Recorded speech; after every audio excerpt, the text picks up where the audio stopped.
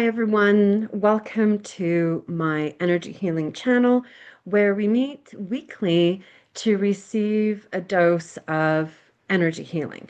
And in today's work, what we're going to be doing is balancing the mind or balancing the brain, the head brain, the heart brain, and the gut brain.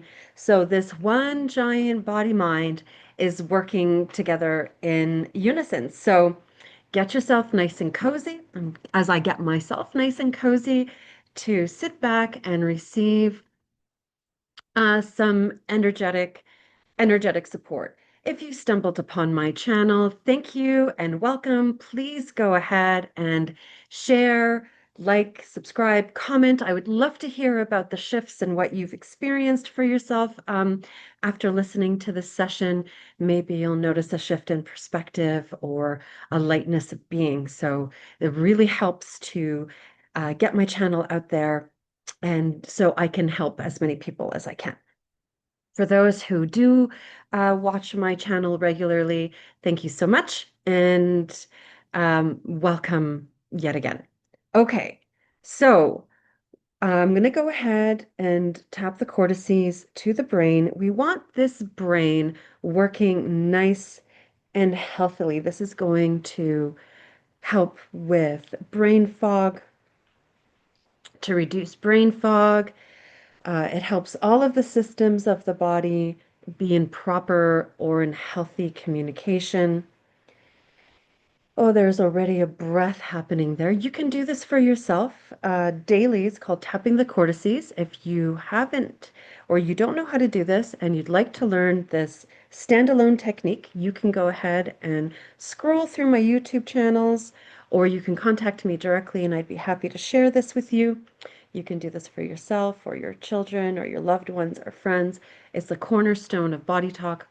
We balance the brain, getting the right and left hemispheres working together.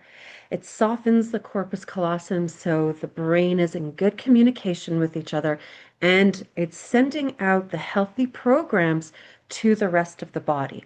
Now, we don't want thoughts interfering with neural function, right? So there's so many thoughts that you can have during the day, and it can make your head feel heavy.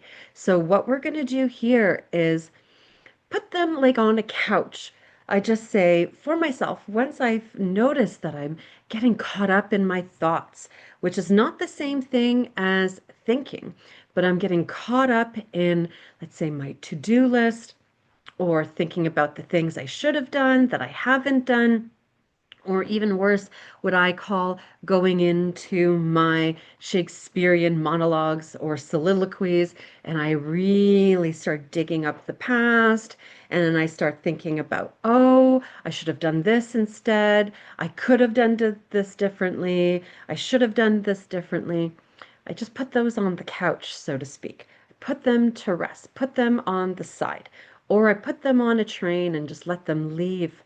Just watch them go. It's nothing more than taking a blanket and doing this, and then you see all of the dust. So you see all of your thoughts. You can also go ahead and write a list so it's out of your mind.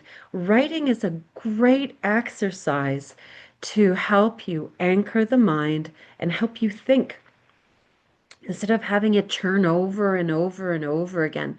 Writing is a great way of dumping your thoughts onto paper so it's not taking up important room in your head.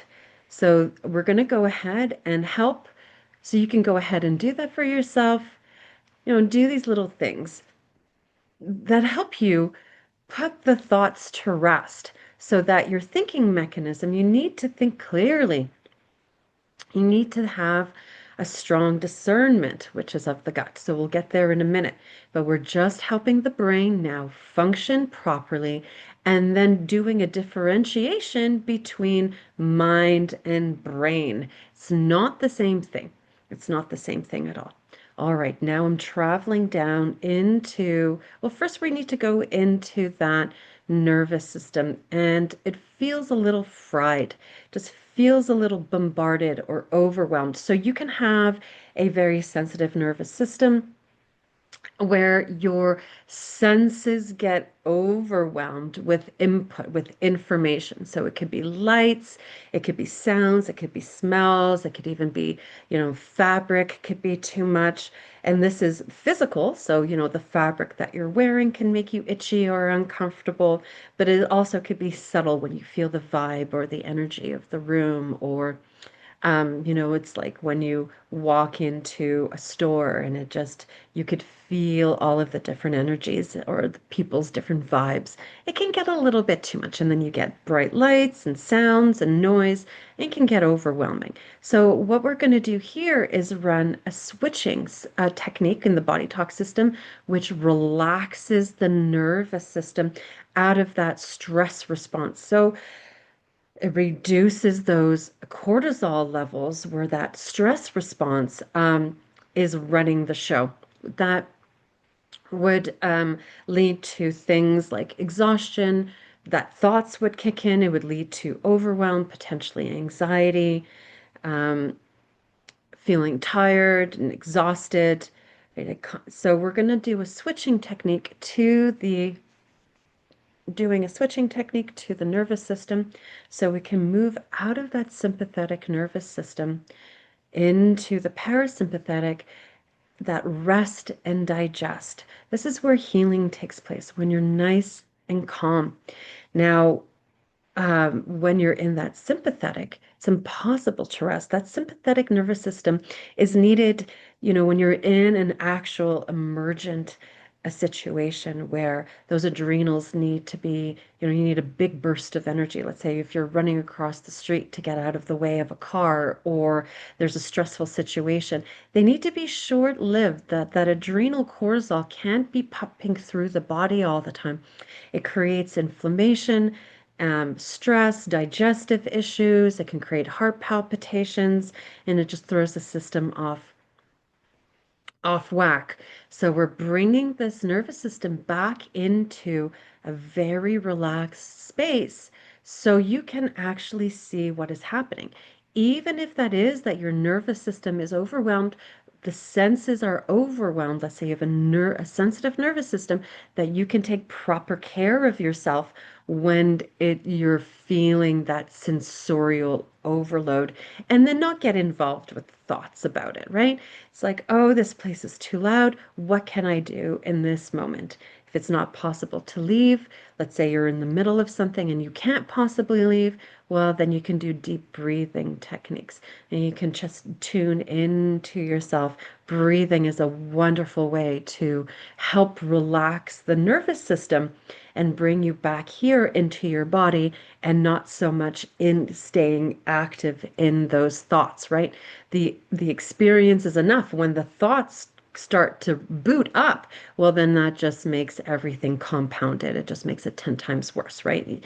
If pain is enough on its own, let's say, for example, you start thinking about your pain, you could potentially go into self-pity and martyrdom and feeling worse. You can do this little game with yourself. I used to do this with myself all the time. So let's say even if I'm feeling a pain in my knee, for example, if I'm just having the experience, I'm just with the experience of tending to my knee, the pain seems to dissipate more quickly, or I don't it's not aggravated by feeling sorry for myself that I have a pain in my knee. All right. If that triggers you somehow, then there's some deep healing happening here, and some things that for you to consider. Maybe if you're saying, no, no, no, I have to think about my experience, well, then there's something in there for you to explore. All right, now we're going ahead and linking this into the gut brain. Oh, before we go to the, are we going to the gut? We need to go to the gut first before we move up to the heart.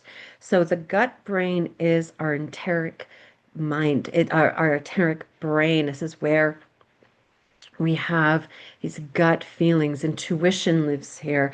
Um, Discernment was very, very different than analytical thinking, right? To analyze something is to make 1,000 pieces out of one little box. And then next thing you know, you've got little minute things on top of minute things, and it's just never ending, and can get quite complex and complicated. Discernment, those initial responses, that intuition, that first answer is the honest answer. And so we're going into that gut, and there's inflammation with the gut. The gut biome feels to be a little bit wonky. So if you're experiencing digestion problems, whether that be through constipation, diarrhea, food sensitivities, gluten intolerances or allergies, any kind of digestive issues where it's hard to digest something, you need to bring some restoration, tuning into that vagus nerve and helping that digestive system to relax, to calm down, and for that gut to lead your way in your life, making those intuitive decisions, right, with an anchored mind. So you're not going into fantasy. It's very easy to say, oh, it's my intuition, but you're following fantasy. Whoop, there's a nice release there. So we're going to go ahead and run a Seedry, fancy words for complete reset, or getting back to its healthiest expression for yourself. You can hold your gut, you can think about your gut, you can think about the foods that you eat. Oh, or the foods that pretend that you eat on habit, by habit, that are not serving you, that you kind of feel sick after, but you're drawn to eat them anyway. So sugar cravings, bread cravings, let's say for chips or junk food, or whatever cravings you may be experiencing, are going to go and help that gut biome release habit out of it. So a habitual um, thinking patterns in regards to the food that you eat, the environments that you're drawn to. It could even be, whatever you take in, I guess, what you see on, let's say, social media or the news, or situations that you're drawn to, whether they be dramatic or maybe conflict oriented, maybe whatever that case is. If you notice something that you're drawn to over and over again, then there's something niggling there that potentially needs to be balanced or restored back to fuller health. So going and running a Seedry to the gut biome and helping the discernment come up, so the mind is not getting in the way of discernment, of intuition. Oh, there is a nice breath, and I could feel myself relaxing on that one. Oh, now we're linking this up into the heart brain and tuning in with the energy of compassion. So having compassion for yourself through whatever it is you're going through, having compassion for others, so compassion is with your suffering. So to be with your suffering. So without thoughts, without judgment, without trying to change or manipulate the situation or the experience, without those thoughts of, oh, why me? I wish this was different. To be with yourself, with your suffering. Compassion, compassion, compassion. So when I say self, it's not the lowercase s, it's the capital S. Your self, your higher self, to be with yourself and your experience in that energy of love, and compassion can come through. All right. I'm going to go ahead and tap this in here. Thank you so much. This was a nice little tune-up for your weekend and your week ahead. Would love to hear your feedback. Please share or comment or subscribe. I'd love to hear your experience and your thoughts, or anything you would like to share. All right, be well, everyone. See you next time.